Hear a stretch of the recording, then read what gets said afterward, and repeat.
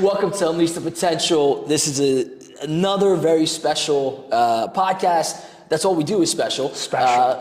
We're all special. We love it. Vinny Malts, Bloodline, Evolving Athletes. I have known him since I was a little tyke. He got drafted, and the next day he was at Mark Verschuren's camp, and I was like 8 years old, and he was in the front of the line. I did a drill. I come back. He hits me in the bucket. Good job, kid.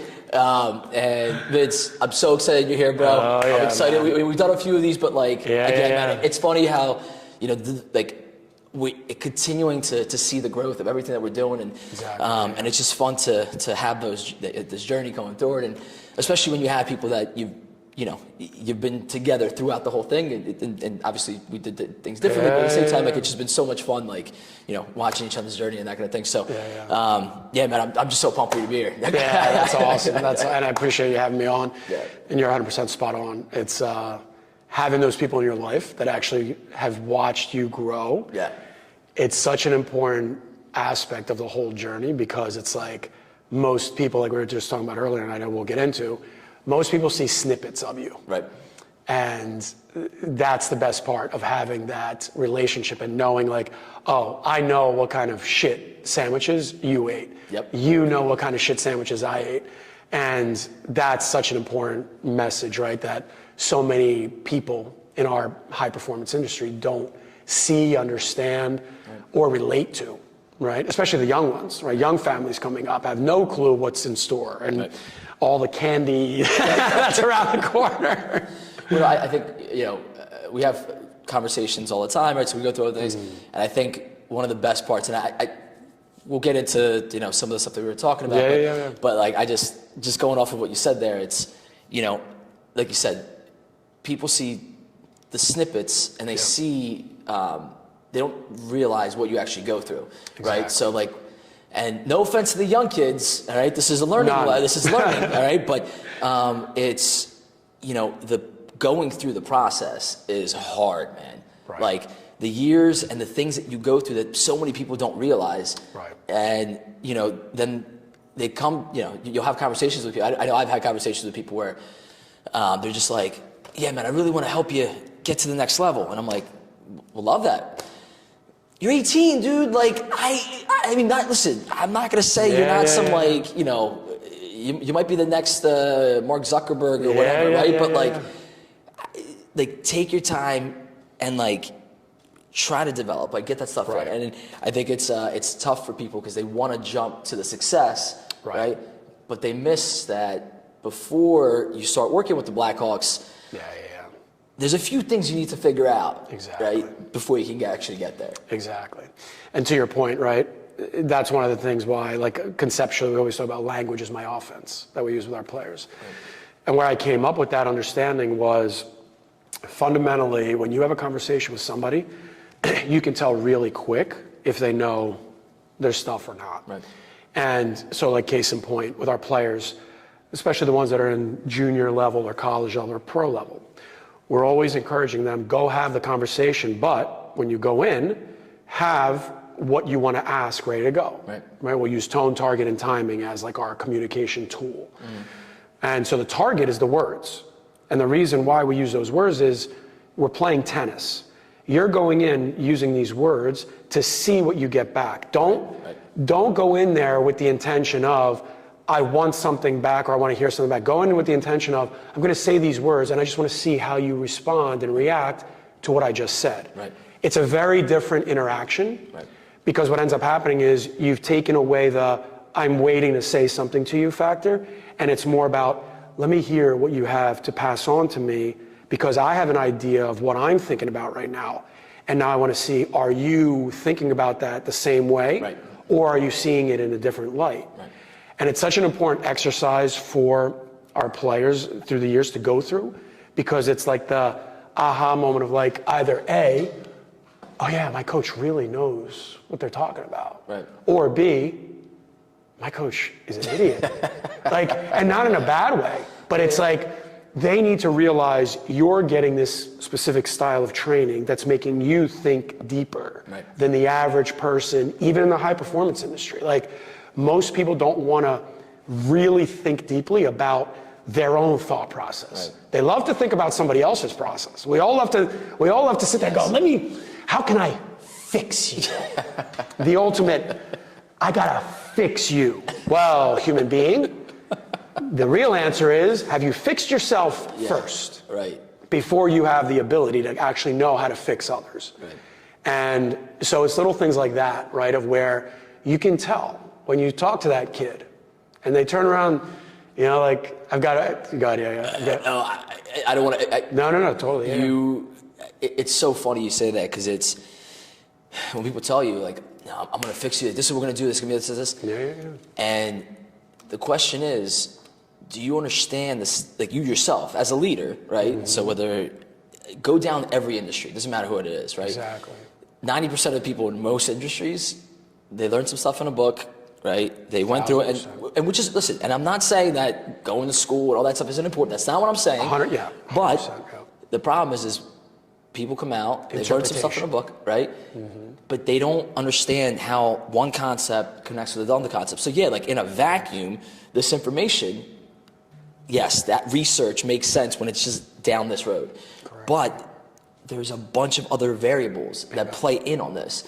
And that's why it makes me laugh, because like when you say that, it made me think of the people that they don't understand the sacrifice and dedication to achieve certain goals, but they read it in a book. Exactly. So you're telling me if I want to learn to swim, I should read a book and then try to swim.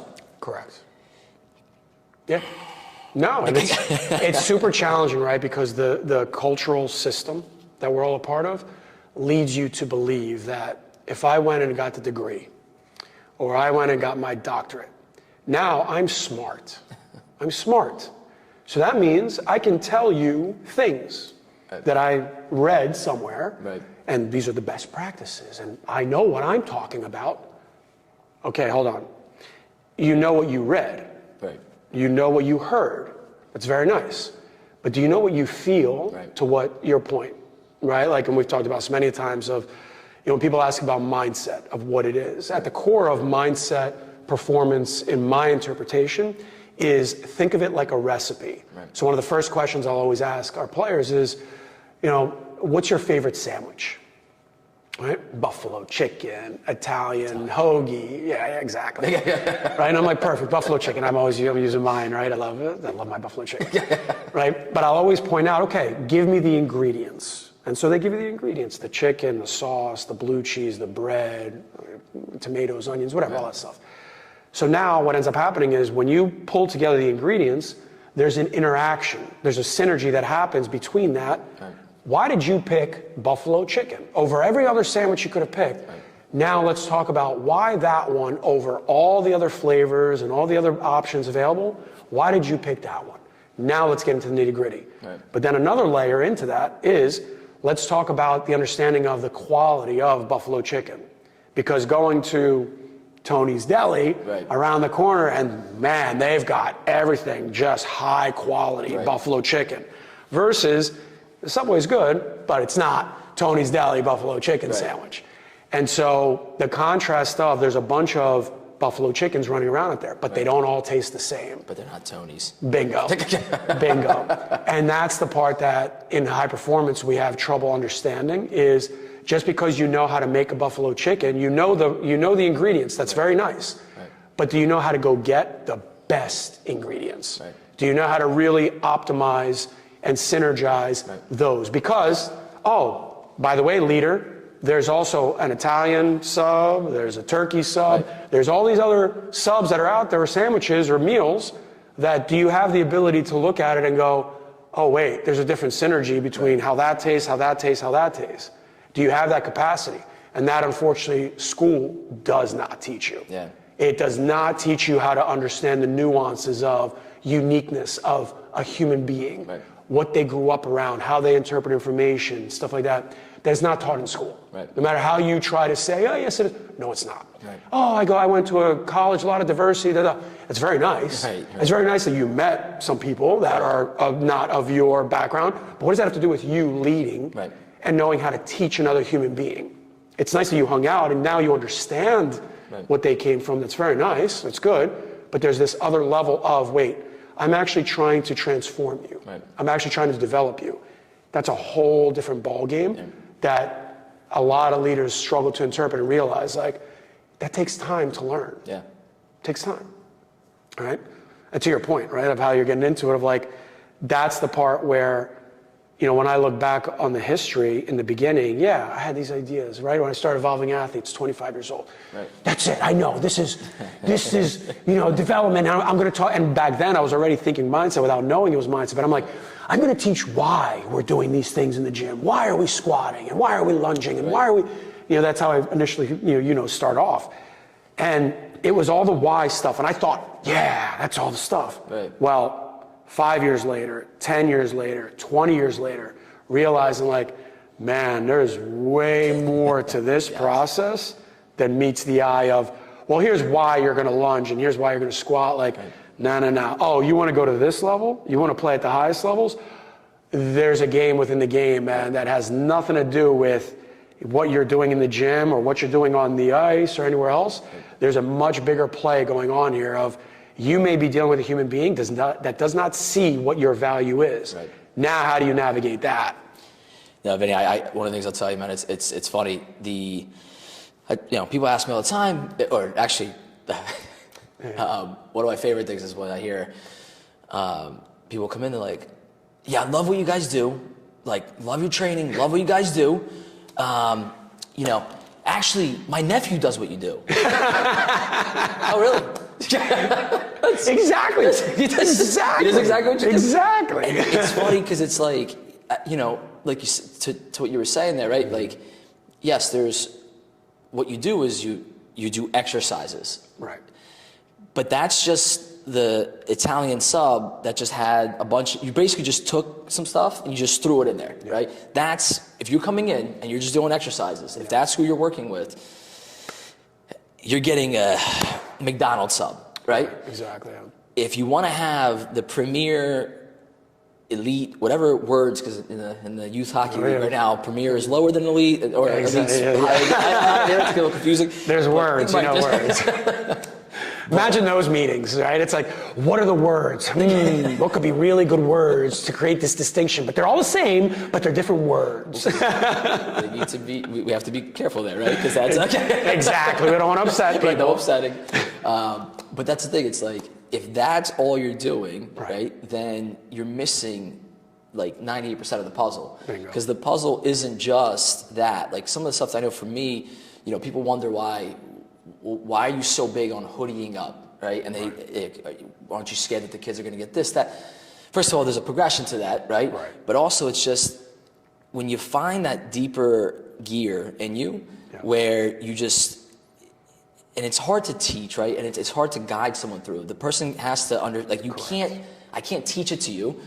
I have to progress you to a certain level to get you to understand that deeper speed where your body, you think your body's about to shut down, but really, your body just wants to protect itself, right? So for you to, because it wants to survive, like our body's evolution, we're trying to survive. It's survival of the fittest, the whole thing. So it wants to save and conserve energy. But what you don't realize is there's another 60% left in your tank. And if you never learn to dig deep into that place, but doing it right? Because that's the thing. You can't just, this isn't something I can have you have a conversation here right now, and then someone at home decides to try it, and then passes out, and then, I get yelled at. Exactly. But it's that's I think that's the biggest part about it is like there's so many more details and nuances in it. Correct. Right? Yeah. Besides understanding the information, it's do you understand how to take this concept and actually apply it? Correct. And like you were saying with the sandwich, like, yeah, I can just have the ingredients, throw it all in. Right. Or I can understand the exact cuts, right? How thin is the meat supposed to be, right? How much of this ingredient am I putting on compared to that ingredient? Like the balance back and forth. Because I'll tell you, I fight with people all the time. I'm like, this is going to be a fun one. Regular M&Ms and mini M&Ms. Yeah. I'll take mini M&Ms any day. There's something about the consistency that makes it so much better. It's the same chocolate, right? Exactly. Just the size makes it different. Anyway, exactly. My point is just that, it's those nuances that I know drive me insane, and that's why I appreciate Vinny, because you've gone through, you jumped into this field, like the mental performance side of things, like before it was the hot thing to do. Right. You've been doing this for so long, and the judgment. Like I've seen like the different parts that you've had to, the challenges you've had to go through. Not just because the funny thing is I know for me when anyone that I work with, I'm like, you need to go see Vinny, right? I can say that 100% wholeheartedly, not because of the degrees that you have, not because of the certifications, not because of I know from a result factor when someone that I know that has gone to work with you, they get the result. The result will be there. But I think that's what the hard part is, that when people just don't realize that there's so much more to it. And you know, I think that's one of the parts that I appreciate so much about watching like all the things that you've done is that, dude, you jumped into a field that's you know, when it was in its infancy, and now it's starting to become more popular, right? And you're pioneering, man. Like you're just doing these great things. No, I appreciate that, and the recognition on that. Like you know better than anybody, right? Through the years, you know. But it's interesting, like when you bring up, you know, what you're talking about there is the categorization, right? Like human beings by nature, for the most part, are lazy in that way. Like we consolidate information, we want to put into a box, simple, and then boom, there it is, right there. Now it's easy to handle, right? Because like the deepness that you're talking about, right? And this is why I really fell in love with the idea of mindset, right? Was that what people don't understand about mindset is you're managing, right? You're managing the change, right, of interpretation that's happening throughout your lifetime. There's always something that I'm getting higher level. Now that I'm at a higher level, I see things differently. Now that I see things differently, am I checking on my thought process system and saying, well, now that I've seen a different perspective, I've elevated. But have I elevated my thought process to that level? Or am I still thinking from the thought process that I had before? And that's one of the things that drove me towards, you know, in particular dealing with higher level performers, was because what I found was that's the part right there that you can't teach. You either have that thing that you want to go deeper, right? I tell people all the time, there's two kinds of players that come to us. Either it's the super hardworking player or it's the super talented player. Because the super hardworking just didn't get the education, but they're going to go. They want to understand it. Like, I want to dig in. I'm going to keep going. Like, I'm going to trust this and go, and it's going to be hard, but I'm going to go through it. Or the super talented is like, okay, I need to be challenged. Like, is there anyone out there that can actually challenge like how I think? Like, my coach here clearly lets me do whatever I want, doesn't actually give me anything. So inside of that, what people don't realize is like then it's everybody else that tries to look at, oh yeah, I do what you do. And it's like, right, the categorization of, it's the same thing of walking in to the supermarket, right? The food analogies all the time, and going, all right, there's 20 different kinds of peanut butter. Do you really think they're all the same?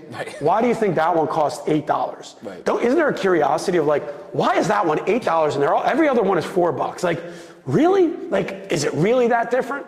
Okay, I'm gonna find out. And then you go home and you go, yeah, that is good. That's good. And that's the part that's really hard that I learned a while back was the value.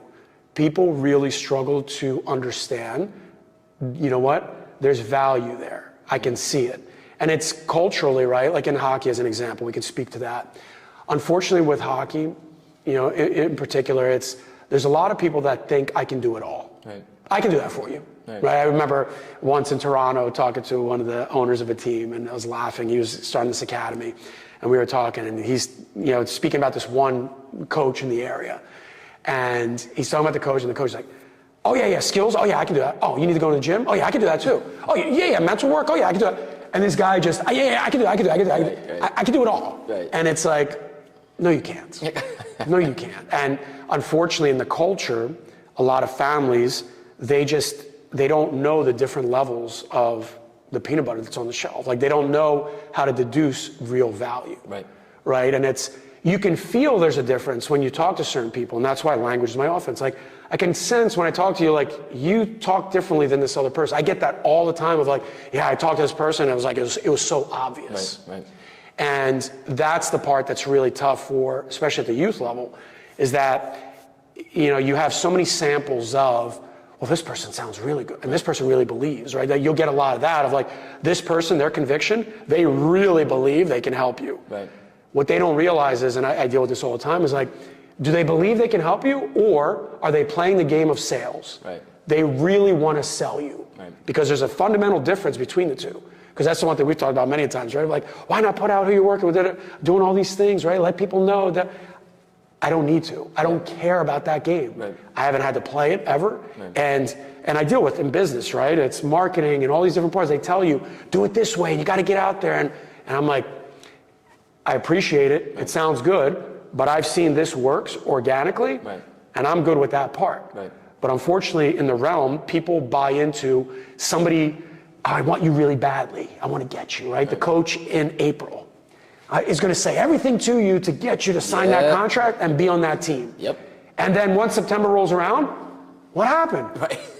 I thought, you said all these things, I was going to get this. Yep. I don't understand what happened. Yep. And it's like, well, the season happened. Right. Because when the season's over, I'm relaxed. I feel good. I'm now in competition mode. I want to get you. I want you to be mine. Right. Now that the season starts, well, no, I want you to be mine, but I got to worry about all these other people now. They're mine too. Like, be selfish. You're being selfish. You're being selfish. Right. Character. Right. Character. The infamous, we're going to use the word character because of my inefficiencies of knowing how to lead. I love my favorite topic on that one.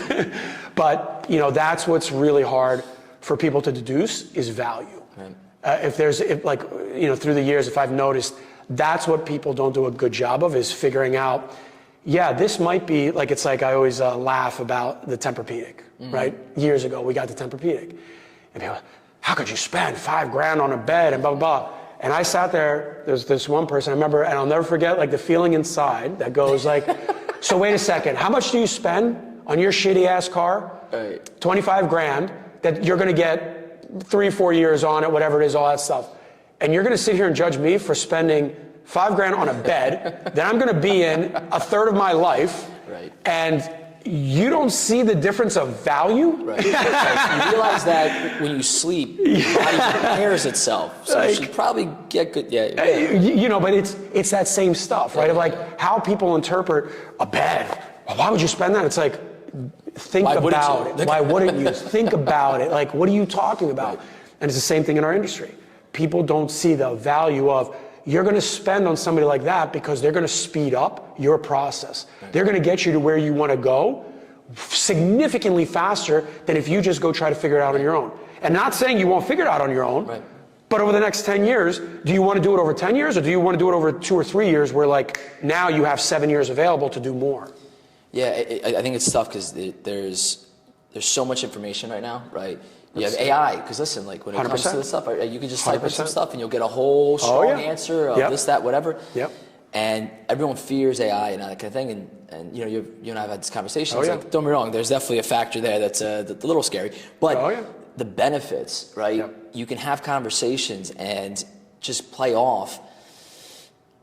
That's a different rabbit hole, we'll say. Yeah. We'll pin that right there. We'll just but the thing is that there's so much information out right now, right? And I think people say, well, I could just get, I've read a couple articles about how to do mental performance, so I just think that I'll just go that route. Yeah, 100%. And it's funny, it's all right, or they'll go, I'm sure, so I'm just speaking, I probably shouldn't speak for you, because I'm just speaking for what I usually feel, right? So please feel free to adjust. No, 100%. And that's the thing, it's but there's a guy who, instead of you wasting time spending money on all this other stuff, right? Mm-hmm. Even if it's $100 there, $100 there, $100 there, right? Mm-hmm.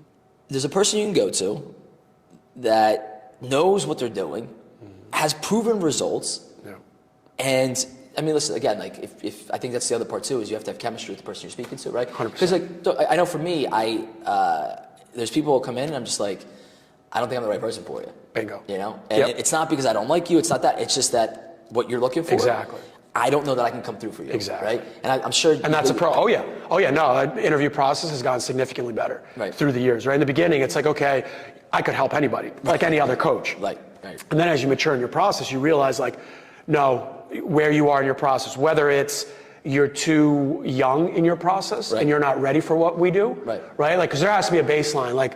We tell people, fundamentals, on that part, no, you come into us already packaged. Right. You're already good. You're already have attained a certain level. Right. Fundamental stuff. No, you can go elsewhere. What we're doing is we're connecting the dots on a holistic level. Which is the difference between a sales pitch. And that's one of the reasons, again, I'll come back to it again. Yeah. The reason I know I feel confident, anyone I speak to say, yo, go talk to Vinny, and like obviously figure out the situation or whatever, but like talk to Vinny. Yeah. If he's the right person for you, I guarantee you're going to get the result. Exactly. And that's because I know that just like there's a physical therapist that I work with that I trust wholeheartedly. There's certain people in different areas that I know that I can't focus on these areas. And if you can go see these people, they're not going to try to get every dime out of you. Exactly. They're going to do what you need. Right. Or they're going to say, you know what, maybe I can't help you here yet, or you're not ready for this. Bingo. Or I'm done with you, you're good, I'm out, right? Exactly. And I think that's such an important part, because like you said, when there's someone that says, I could do this and I could do that, Yep. look, maybe you can, right? But the question is what is the goal of the person, right? If the person's goal is to achieve high-level status, then you need to go to a high-level coach, right? Because anyone that can tell you that they're good at everything, don't get me wrong, they might be good at those things, right? But you need to be able to like understand the little nitty-gritty, those little details. Bingo. And that's where, you know. Well, that fundamentally, right, when you talk about that, like, we've talked about, right, I'll see, younger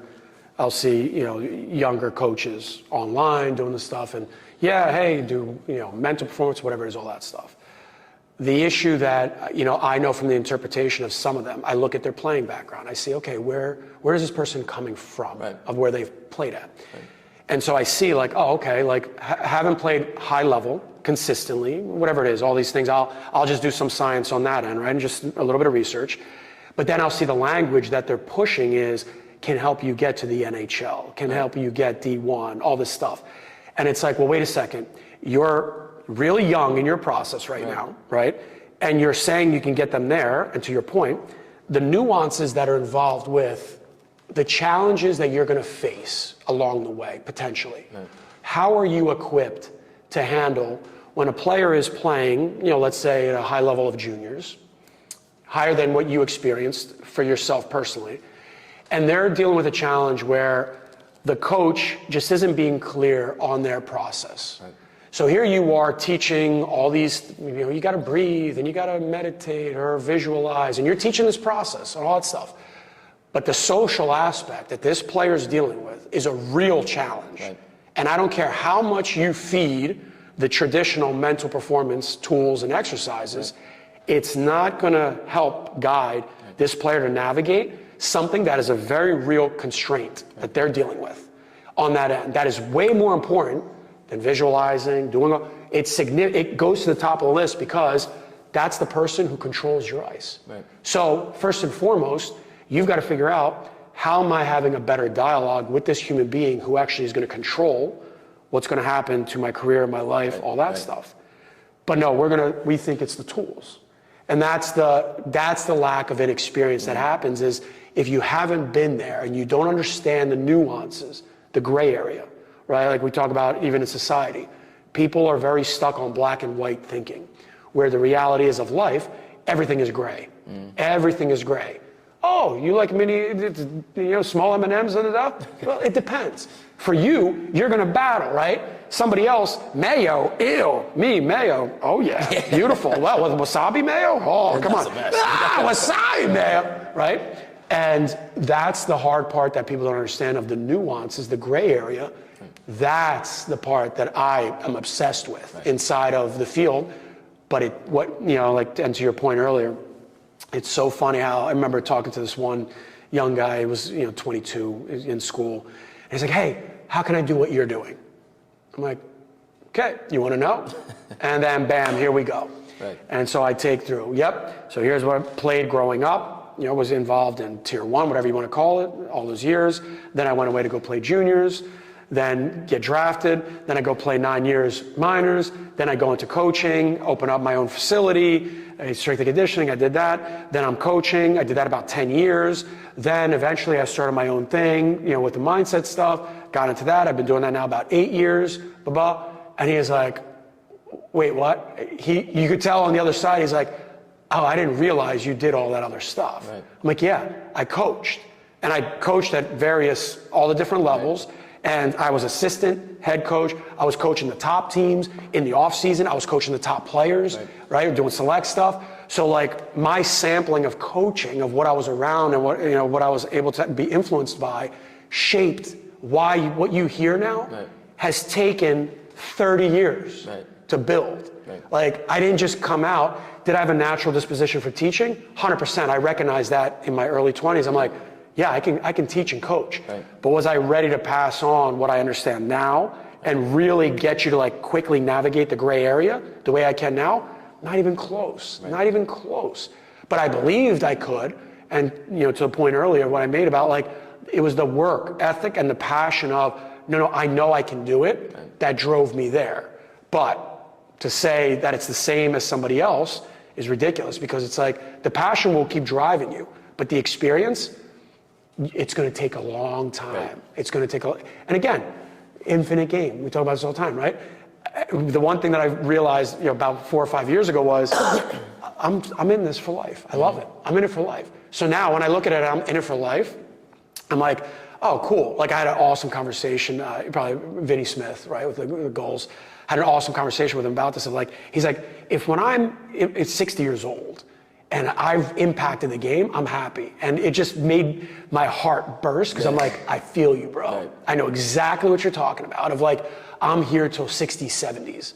That's what you're up against. Whereas other people that I've come across through the years, I want to do what you're doing. A year or two, they're like, this is crazy. And they're out. And it's like, that's why when you said it, I laughed. Now I can laugh at it even more so, because I'm like, okay, I'll see you on the other side. Like, because this is a multi-decade process. If you're truly great at what you do, you're in this thing for the long haul. And it's not for everyone. And it's not for everyone. Like, you know, what you've learned, what you're able to do, right, with players, just how much you've grown over the last 10 years. Night and day.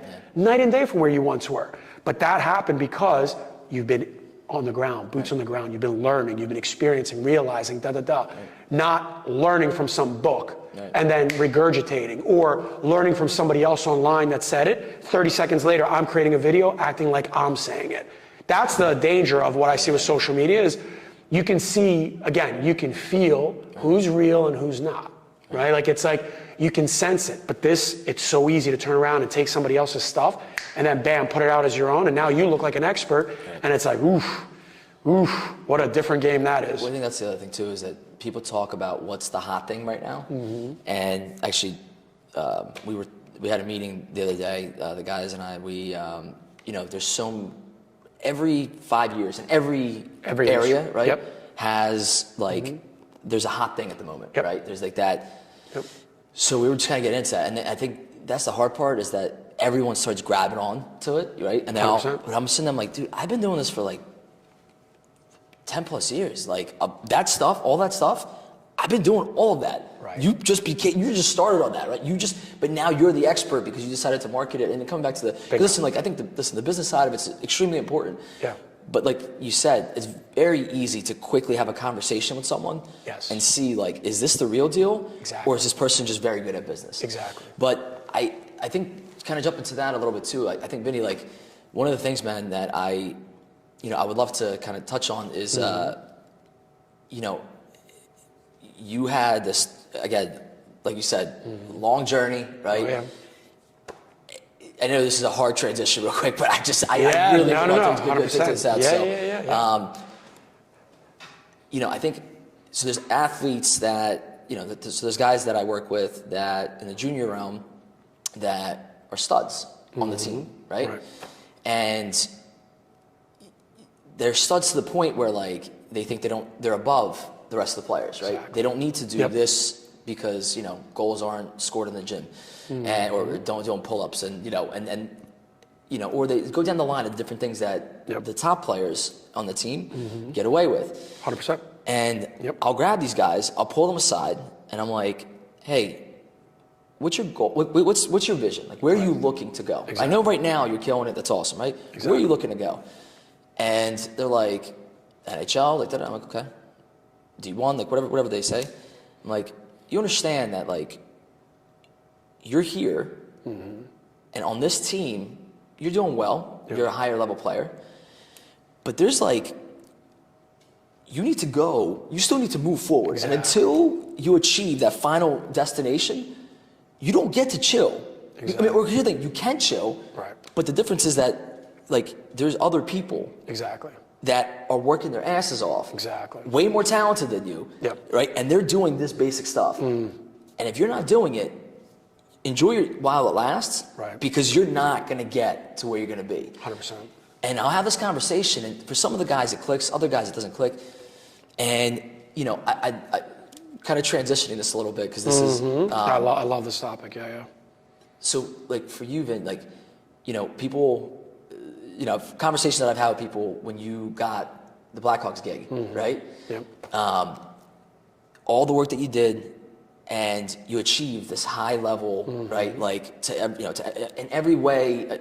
Listen, of course, it's an honor, and right to be picked for that, especially since you are a pioneer in the field, the whole thing, right? Yeah. But, you know, if you could kind of talk about your feelings going into it, then when you got into it, and then maybe now, you know, with kind of, if we can kind of talk, because I think from a high performer, which you are, like, you know, when you're achieving goals, right? Like, what's going on through that process? Yeah. Because I think people forget that, like, when you get to a certain level, like, that's just one, right? So Exactly. I'll just pass it on to you. Yeah, 100%.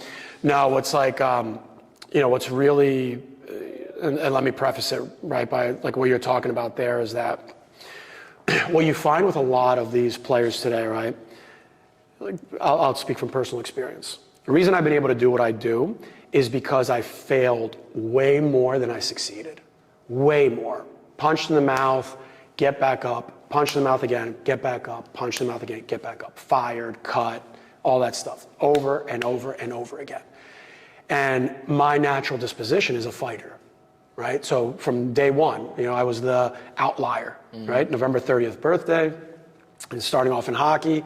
When I was coming up, I had players a year and a half, close to 2 years older than me. Yeah. So right from squirts, first year squirt, first year peewee, first year bantam, I was always the young little guy. Had to fight.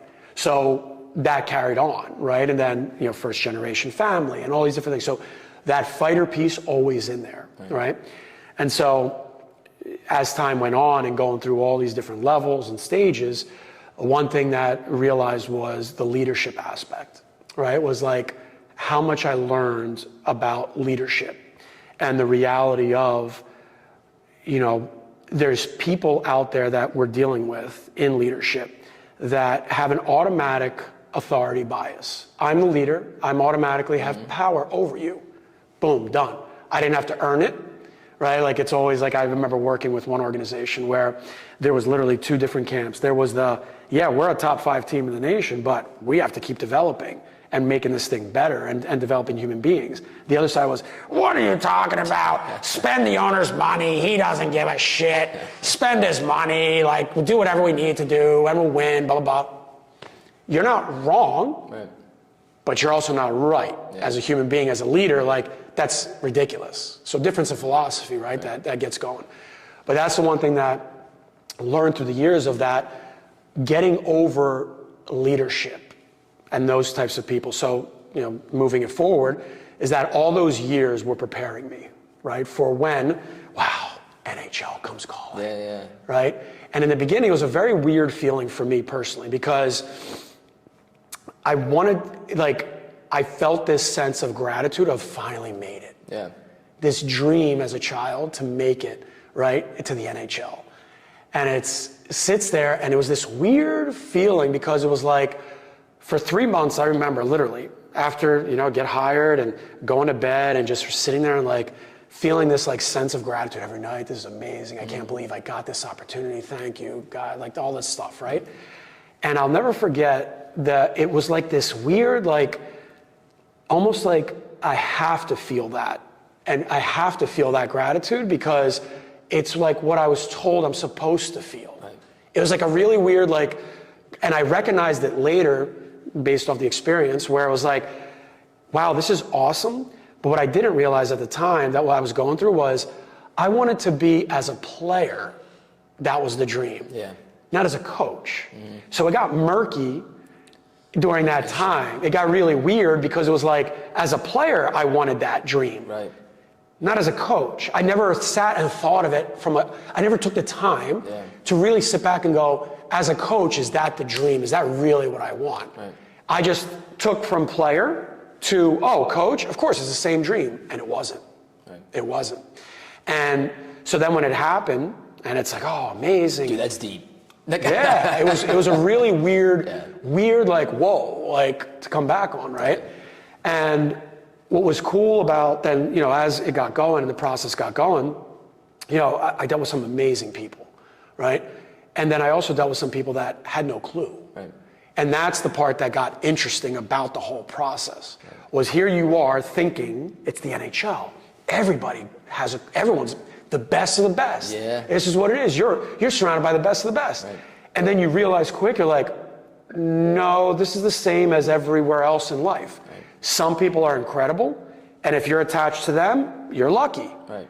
Some people have no clue what they're doing. This is their first go around. They have no idea what they're doing. And if you're attached to them, it's unfortunate. Yeah. You're going to have a totally different experience in that environment on that team. Right. And it's like the players, right, that deal with, hey, you've got a defensive coach. The head coach is the head coach, but the defensive coach controls your ice time. Yeah. And now, but you have to deal with the defensive coach, but the head coach is like, you know, they're going to make the decisions, And it's like, what position does that put you in now? You're the head coach, though. I don't get it, right? And so in that environment, what I really learned was the amount of dangling, the amount of navigating, politicking, right? The game within the game, significantly greater as a coach than as a player. As a player, it's easy. Right. You have to do your job, you have to navigate, but you're not privy to what's going on behind the scenes. Right. It's ignorance is bliss is a real thing. Because if you understood what was going on behind the scenes and the relationships and the way people, you know, just the authority and how they, you know, like don't want you to do certain things, and certain leaders are so intimidated and they're feeling this thing, right? And then there's other leaders that want you to succeed. Like, it's this mosh pit of craziness that's like understanding the nuance and the gray area of navigating that. It's a whole different skill set. Yeah. Whole different skill set that you and I both know. Like, that to me was like, ugh. I'm like, I just want to help players. You know, like, and I want to do a good job, and I want to be a part of the team. Right. And that was one of the things that, you know, again, that I learned through the game was a big misconception people have about my process and how I interpret is that I'm literally, you bring me on board and you want me on your team and you want to be a part of it, I'm literally there to play any role to help. I literally want to help. Right. That's it. That is my spiritual, that's at the core of who I am. Right. But, and there's a big but, as the leader, if you start acting weird with me, and you're not trustworthy, and you're not honest, and you start playing games with me, well, now the Philly, now the Russian blood, or now whatever you want to call it, comes out and goes, right. And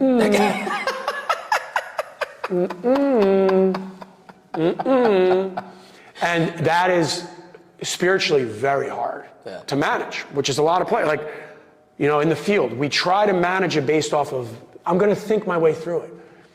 There's no such thing. Yeah. Emotion is in every human being, and people who have been around enough experience know I can feel there's BS here. Right. So that's what was the interesting part of going through it, was some people I loved work. It was amazing. It was like, this is everything it was. And then some, it was like, this sucks. Yeah. Like, I hate that I have to talk to you every day. Like, this is not fun. You have no idea.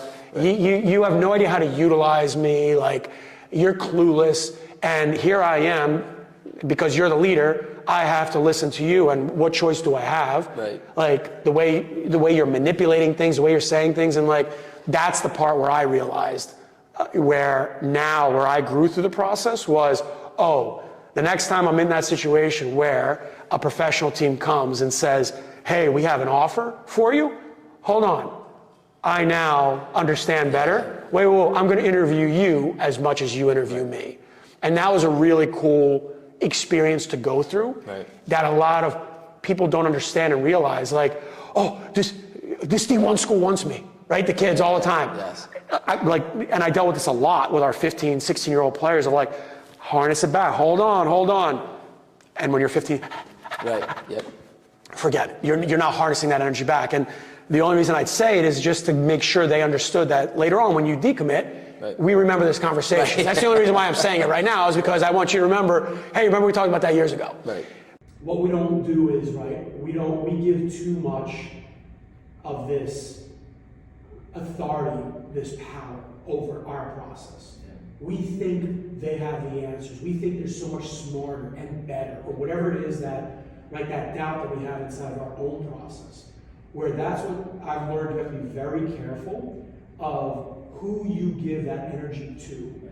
And personally, I don't think anyone truly deserves that energy from you, probably other than maybe your kids, maybe your parents, your family. Like, and again, it depends on the relation, but like people like that, right, wife, whatever it is, like deserve that part of you. Like, hey, I'm in this with you. But everybody else that has leadership that's out there, another human being, I don't. That's the one thing I've realized over the years is like, you know what? You don't deserve that part unless you've earned that respect. Yeah. That's the part that I've noticed that is really challenging with some of these leaders that get put in these positions. They automatically assume because I'm a leader, I have power over you. They don't assume like, hey, leadership is a responsibility. I have to bring the most out of you. So now I've got to work with you to like, okay, well, how can I lead you best? And that to me is the biggest farce about leaders that are out there. Most are pretend leaders. They don't actually have the essence of, I'm sacrificing my ego, I'm sacrificing my shit to be the betterment of, I understand, I have a responsibility. Right, like we talked about earlier, is the captain of the team sometimes is the one in the corner sitting there that's like, no, if there was a captain, that's really the captain. That's the leader. Everyone talks to that person like that goes. But you politically position yourself as, I want to be captain, I want to be captain. Like I always laugh at the players, right? That are like, I want to be captain, coach, I want to be captain. Well, the fact that you want to be captain tells me right now you're not ready to be a captain. Because the captain doesn't turn around saying, I want to be captain. The captain just is the captain. You just are the captain. Like, you're not I want it and I want to go get it. It's you just are it. Right. And that's the biggest thing I've learned about leadership is that you are, the essence of a true leader is just what you are. You're just built for that. You're built, you understand responsibility, you take it very seriously, but it's not about you politically positioning yourself as, I need to be the boss. Right. So now, because most of those people that get into those positions, it's because they want to be the boss. Right. They want to command you, tell you what to do. Do you know who I am? Right. Conformity, you have to listen to me. Right. Well, I know you're not a good human being. I know you're a bit of a dick. Like, so I have to listen to you? Why? Why? Explain to me why I have to listen to you. Oh, because you're the boss? Nah. Yeah, I think there's a scene, The Gladiator is one of my favorite movies. Mm-hmm. Right? I can't watch it because of Joaquin Phoenix, because that character drives me insane. But right. Dude, but he plays it beautifully. Dude, as an actor, like it's actually I literally can't stand it. Exactly. But there's a scene where Maximus, Kurt Russell, in the beginning, they win this huge battle, and everybody's celebrating. Mm-hmm. And you see Maximus out in the checking the horses, checking to see how the people are doing, the workers, everyone else, while everybody else is in there celebrating. Exactly. And I love that scene because it's just coming back to just what you're saying there is, the people think that leadership is like, being able to tell people what to do, and really leadership is, you better be able to get into the trenches. You better understand the trenches. You better understand the nuances. You better understand what your people are going through. Because if you can't connect with them, you can't show that support, you're not a true leader. And it's interesting because everything you're saying with, kind of what was expected compared to what it was, it's crazy to think that like this is a person that people are supposed to be able to put you in a situation and use your abilities. Yeah. Just like a coach on the outside, like this kid is talented. Yep. And you're wasting this talent because you don't understand how to use them, but you needed to fill your roster and you wanted to get that kid. So you got the kid, but now he's sitting on the bench and you just wasted a year, and now this kid's gonna quit hockey in a year because that's it, your dream's over. And it's interesting and so maybe let me ask you, man, coming out of that, like I love, like it's funny, man. Like right now, you're going back to school. You're getting right. I'll let you kind of talk about that. Yeah. But and just the movements that you've kind of done with Bloodline at this, and I think if you could talk a little bit about, I don't know if you want to get into this, but like involving athletes. Exactly. Because I'd love to hear about, like at the present day, like the stuff that you're doing right now, man. I feel like the free spirit came out. I feel like there was a time where you hit this piece, right, and you like you said, right, it was a little bit of like you're extremely excited. This was like a dream. At the same time, you're like, wait, the dream, because honestly, that's such an amazing thought. And taking it from there, and now it's like the animals on cage which is a great thing, but also dangerous.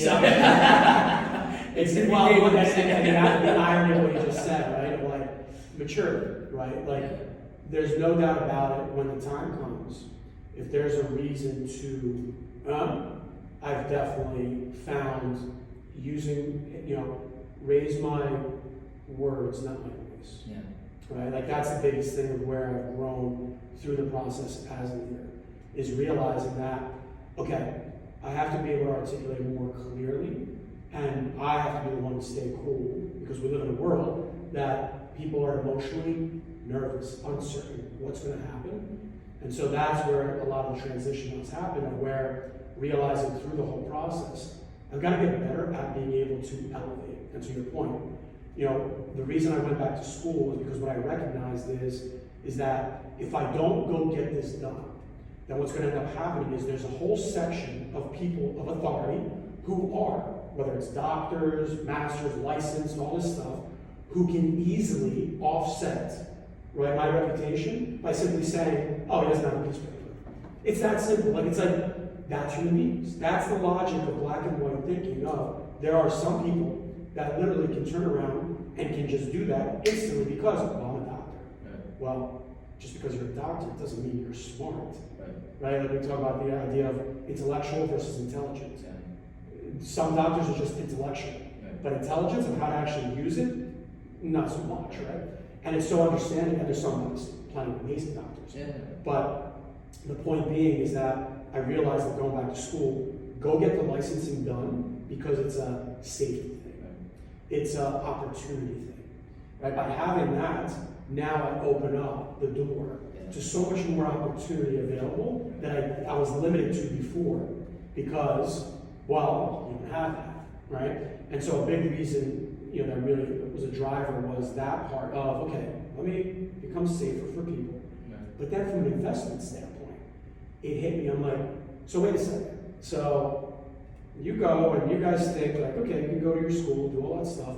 So all I have to do is go back for 3-4 years and I'm good, I've got this done. Great, because you're never going to be able to go put in the 40 years that I did and understand what I got. But I can go get what you got in a couple of years. Right. I'll take that investment all day. Let's go. I'll take that investment all day. So that was the biggest reason why going back was, hey, how many years I've put into the game, how many years I've invested into my life and different things. What's this investment? Like, go get it done. So this way you don't have any more of these issues. Now you can be considered, oh, you've got a license. Oh, okay, cool. Just like NHL. Oh, you're in the, okay. Settle down, baby, settle down. Like, it's like, but it's, the idea behind it was to be able to do that. And, the cool part about, the other side of it that I didn't think about until it started to happen was how it's influencing my kids right now. The fact that they see, and mommy's always saying daddy's doing his homework, and they see I'm working and doing that. And it's just cool that something I didn't have coming up was the importance of education, right? Like in our house, it was sport, everything, sports, everything. It's cool that they see, hey, I do this, I coach, but I also, hey, I'm in school now, education is important. And so that part's been really cool, because at times, the influence of you don't realize that stuff is happening, but for them to see that, I recognize it's important that I didn't have that coming up as a kid, that they're seeing, oh, daddy's in school too. Yeah. And it's cool for them to like see that, because I can tell with, especially my daughter, I can tell there's a little bit of she doesn't like it. Really, she's smart, but she doesn't like doing the stuff. And that's the part that's cool is I was the same way. I didn't like doing stuff. I was the kid that, once I hit high school, teachers would get so mad because the final had ace and all that, and it was like, but I wouldn't do the homework, I couldn't care less. So it's like, they get pissed, right? It's like, come on. And so for her to see it, that's the cool part. But, that's the part where, from a leadership standpoint, of the importance of, you always have to keep growing in that part of what people in general feel comfortable with. That's the part where it's not about what you want all the time. It's about what you recognize that makes other people feel safer and better around you as a leader, right? And that's the coolest part. And we talk about this all the time. Is that I really loved about the process and the opportunity was the story. I'm like, oh, this is going to be a cool story. This will be a cool story that I get to talk about and get to express and go do, and just show people like this was all built off of a narrative that's like, yeah, I'm going to go do it because that's the responsibility. That's what I have to do if I want to be one of the best at what I do. And that commitment has always been there of, yeah, I want to be around the best. Right? Like the one thing I recognized about wanting to play in the NHL had nothing to do with playing in the NHL, which is crazy. Once I got older and I was able to interpret and realize, why did I want to be at that level? I realized it had nothing to do with being at that level. It had to do with, I want to be in the playground with all the best people. I just want to be at the best party. That's it. I want to be around the other people that are just as nerdy, that are just as committed, that love it that much. I just want to be in that. I want to be around that. And when I realized that, that's when the infinite game concept, really took off in my head of like, I just want to be in the room. I just want to be a part of it. I don't care what role. As long as I'm here, I'm good. I'm good. Like, and that's the part that some people don't realize, right? Like whatever it is, they're like, well, I'm the leader, and well, this guy, right?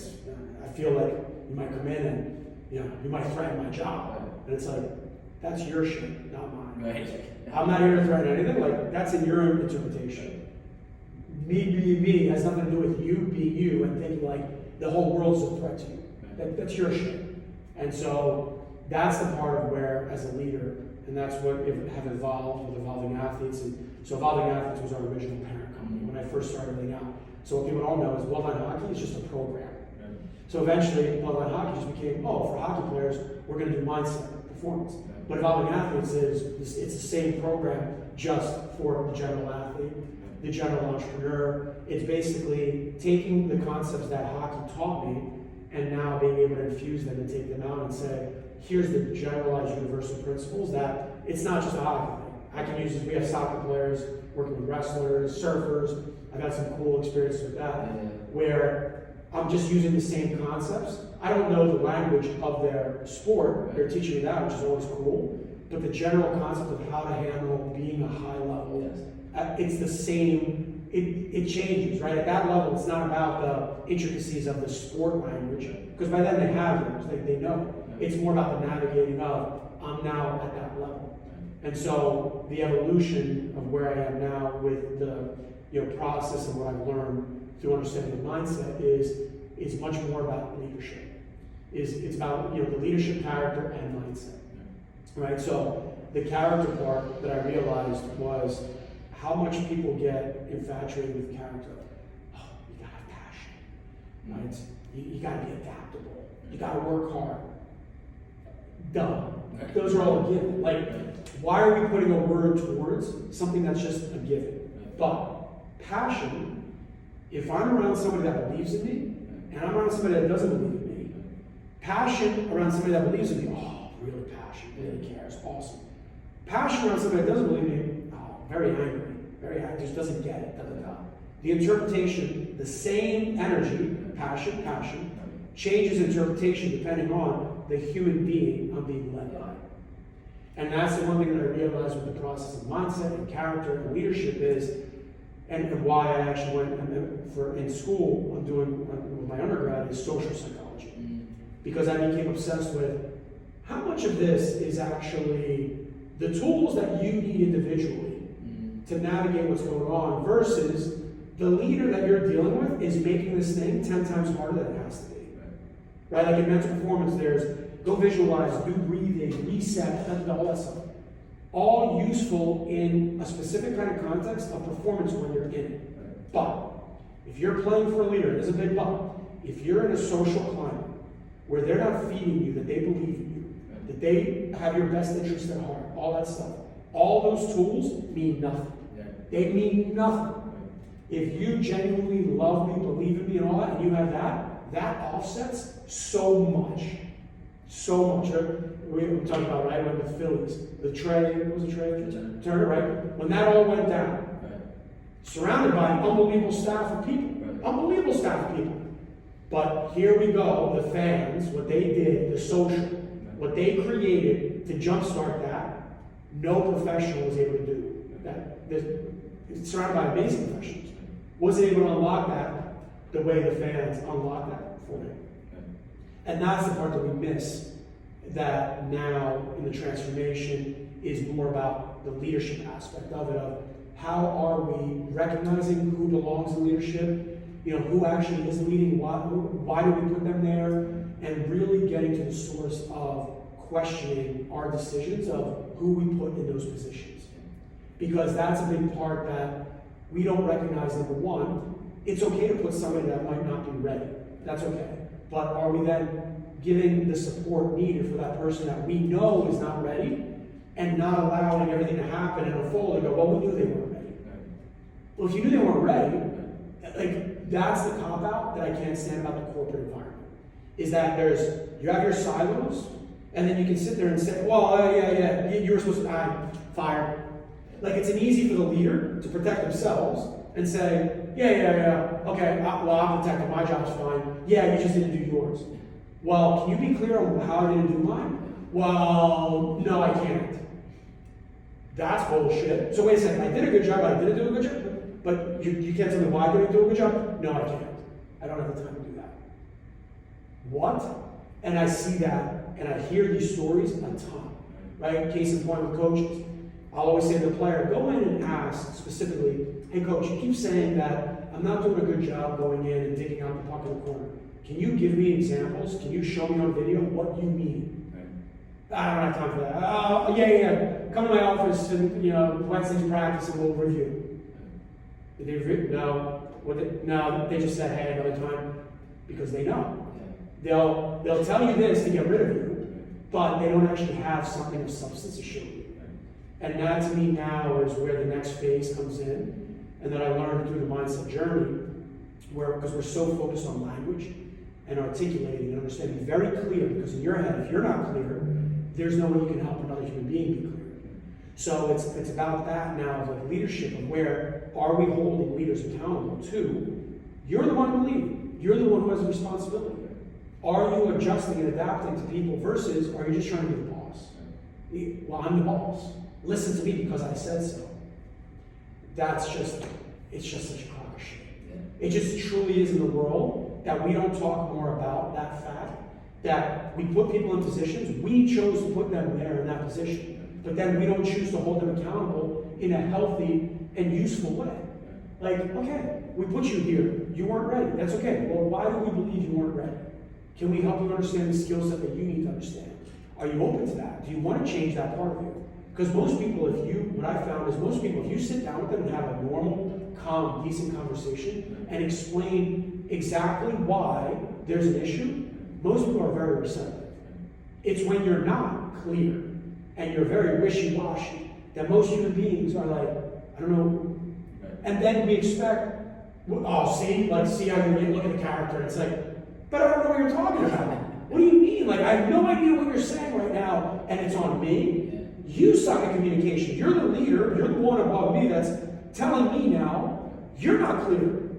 But I'm going to get mad at you because I'm not being clear to you. It's just weird in leadership that has a real issue at the core of it, of who we put in these places, because a lot of these people want to be in that position, versus, well, what about that person in the corner who really is the leader, how do we get that person to step up and be like, you're really the leader? Can you just do this because you're really the leader? Yeah. Did you see Ted Lasso? Oh, amazing show. Amazing show. I'm gonna tell you, I've watched the whole thing through 9 or 10 times. Yeah. As great as the show is, it's amazing to see how a guy that whatever. This is a commercial for Dawson, but it's it just reminded me of how Roy Kent, right? This guy doesn't want to be the captain. Like he wants to just do his own thing. He's chill, like and he forced himself to choose to step up and then end up taking the role and the whole thing, right? And I'm with Great example. Yeah, it's I think the hardest part is there's so much. You don't get to choose a leader, right? It's earned, and the people choose the leader. And I think that's why it's so tough, man. Because like when you have, especially when it comes to like corporate America and all that kind of stuff, right? There's so many people, and there's certain people that are really, really good at their job. But that doesn't mean they're going to be good at managing people and leading. They're good at doing what they do. It's kind of like I tell people all the time. Look, man, you want to be an entrepreneur? That's cool. Just understand, like I want to support and give all the love to people that want to move into a field because it's a hard field to be in, right? Because it's a lonely place. It's hard to do those things because you need to figure out how to continue to innovate and build your product and then also do all the business pieces that people don't realize behind the closed doors. And I tell people, I'm like, listen, like, the reason why 95% of businesses close down, in the first 5 years is, so like, I'll use a chef for a second. If, it seems like we're doing food, everybody gets food. So if you're a great chef, be a great chef. Because the problem is you have to be sales and marketing, finances, human resources, innovation. Like, there's so many other pieces that every other big business has a department. Separate department. Exactly, right? They have all these departments specifically just focusing on that piece. And if you by yourself are trying to do all these different things, so, and I think that's the hardest part is that people don't realize, like, if you're committing to something, you need to understand what you're committing to. And yeah, man, like leadership is just, it's not, that's why I'm going to tell you, there's a lot of fields that, I have trouble with. Because for me, I just want to see, it doesn't matter, I don't care if I'm working with a kid that wants to go to the NHL, or a kid that just doesn't have the talent necessarily, but just wants to be better, unleash the potential, right? It doesn't matter, to me it's not like a gimmick, it's not unleash the potential, it's anyone that I work with, right? That's who I care about.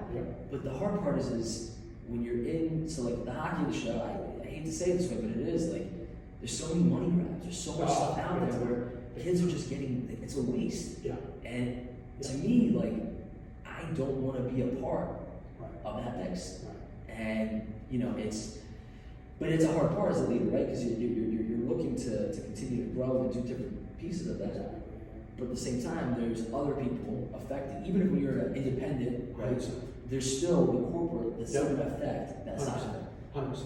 Like that's the challenge, right? Is that like I like do your own research, right? Do OR. It's like that's the skill that if families want to avoid these biases, these pitfalls, you have to do your own research. Because that's the irony, right? Is that people are always talking about the best players and what they're doing, and they're watching them, and what I've recognized about the best players, they are doing their research big time.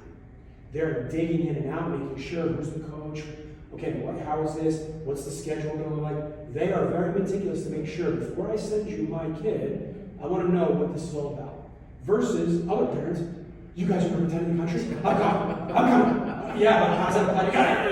Number 7, they're number 10.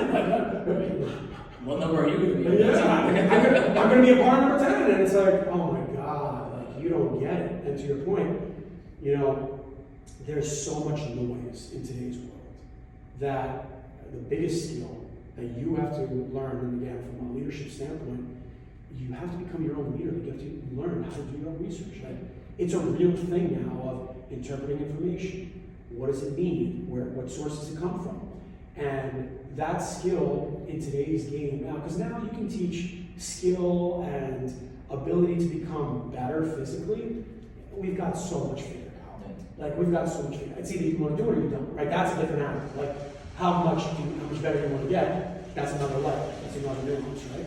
But the idea of understanding how, as human beings, the position I put myself in, where do I want to be, okay? But who am I having influence me to get there is very different. And if all I'm looking at is Versace and the brand and just what sounds good, right? And not looking at under the hood and going, wait a second, all right, what's in here? Right? And that's so much of what they're offering a commitment. You didn't even visit the school yet. No, it doesn't matter. Okay, sure. And this is where the energy of understanding, do your own research. Stop just running right away. Again, it's okay to feel that. It's okay to feel that. It's normal.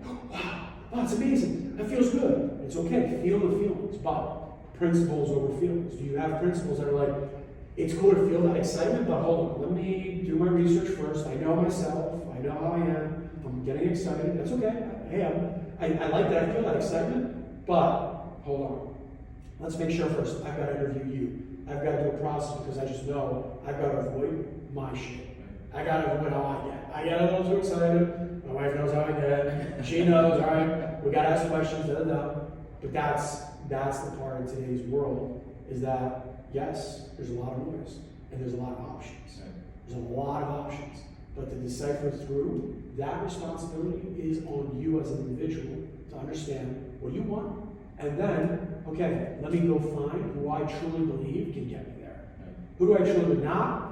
I'm just going to keep going and grabbing everything. Right? I deal with this a lot of times with advisors. Families will turn around and it's like, they'll just go grab an advisor because they're an advisor. Like, they're not all the same. Actually, a lot of advisors are not. They're not good. This is what it is. Some are really good. But do you understand what you're getting yourself into? Okay, no problem. Do your thing. Right? But the voices that you surround yourself with, the people that you get around, that's the part that is so hard in hockey culture in particular. To your point, right? It's like, you could say whatever you want to a player, but if their head coach is saying something, or there are people that are in their circle that's with them all the time, their parents. How often have I run into that? Well, my parents are saying this.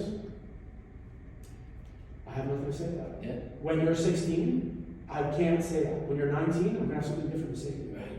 Now that you're older, I can say what I have to say to you. Right. And you take that information for what it is. When you were younger, I couldn't say it as a professional, ethically. There's certain lines that I know, I can't say to you what I need to say to you right now, and that sucks. Right. Because I know now where your parents are about to take you, and 9 out of 10 times, I was right. And that's the unfortunate gray area that happens with all this stuff.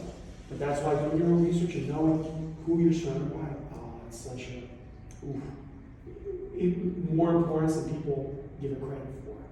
The label is not worth being around a situation that you can't produce your 100%. And I'm going to tell you, that's something to me.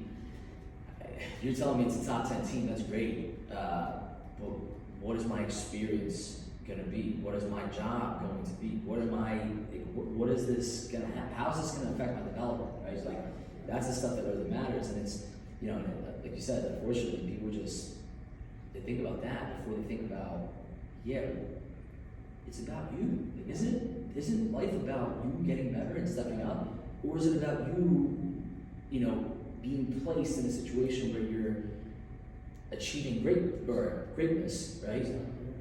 But you're not actually achieving it. You're just, you're a part of it, you're whatever, but what did you actually get out of that experience? Except for, you have to party a little bit.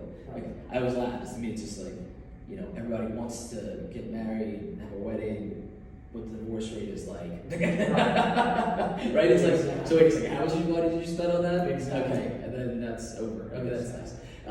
There's so much more to the actual pie, and that's where, especially if that's what you really want, is you're chasing that extraordinary level. right. Then the higher up you go, the more nuanced it gets, and the more careful you have to be about, okay, how high do you want to go? Right. Because it changes. Once you start getting higher and higher, right, the tipping point, it's funny. Even though it gets smaller, the gray area gets bigger. Yeah. Like that's what people don't realize is the more you go up, even though yeah, it's a smaller, pot of like gold that's in there, but the navigation that you have to go through is significantly more. Yeah. Like when you're lower, navigation's pretty easy. You're the best. Okay, it's easy. Okay, coach will let me do whatever. Blah blah blah. Well, now I deal with this all the time with the draft picks, right? Like it's like what will come up a lot is here's a draft pick and people don't understand. It doesn't understand their role now. Well, in the NHL, they're going to be a third, fourth liner. Right, but 10 years of their life has been do whatever you want. You're the best. You're amazing. 10 years of their schema has been built up, their mental framework has been built around this illusion that I am better than freaking apple pie, sliced pie, whatever you want to call it. I'm amazing. And now you're saying, no. You're not as amazing as a first line. You're more of like a third, fourth line. Handling that alone should have its own department. Like it's like, we're going to go in and out of that to help you understand you're still at the party. But like, that's a real thing that you have to deal with because that's greater and greater now. You're getting way, way more of that now of who's getting drafted, who's getting picked up, the best players, the top. Well, there's not enough room for them all to be now the best player there. Like, you can't be on the first line. You've got to go do it here. What do you mean? That is not given enough respect because people don't, what do you mean? Okay, that's the way it goes. So that nuance, that's what I mean by that, navigating that is, people don't realize the amount of time and effort and sensitivity it takes to navigate that alone. Compared to, and then people think like all the other stuff, it's like, you have no idea at the top of like how much crazier it gets with these nuances. Yeah, you shared a clip of, it was the fourth Rocky, where you're sitting in the sun, right? And I'm going to tell you,